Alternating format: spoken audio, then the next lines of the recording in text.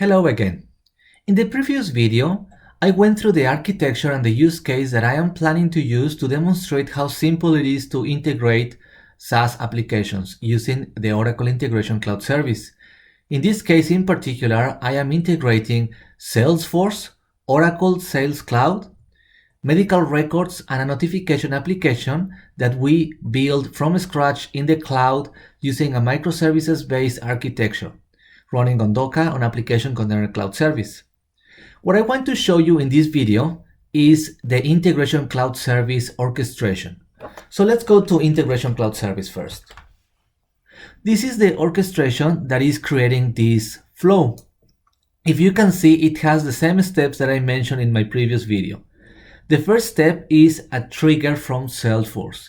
This means that we are not polling Salesforce, but we are subscribing for events.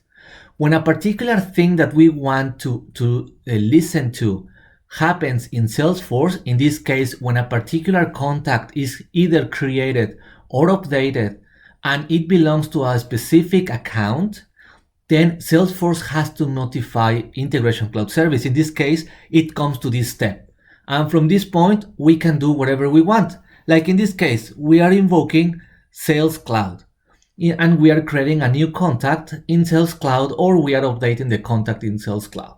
But before we do that, we have to create the request that we are planning to send into Sales Cloud.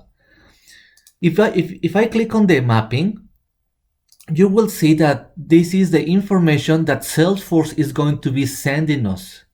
And this information is the information that I decide to subscribe to.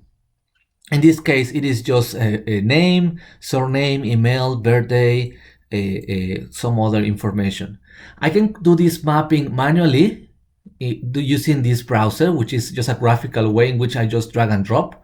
Or if I prefer to use my IDE of choice, I can simply just download this and do it locally and then just import it back. Because remember, this is all standards based. This is all XSLT behind the scenes. Once I created this request, I can simply just use the connectors that come out of the box in Integration Cloud Service. In this case, I am using the Sales Cloud connector in order to invoke Sales Cloud and send the message that I just created and using information that came from Salesforce. The last two steps are very similar, but they are pointing to different SaaS applications. The next one is creating a new patient in the MedTrack applications that we created from scratch in the cloud. And finally, we are invoking the notification application that is going to send the SMS to the person who was added into the system.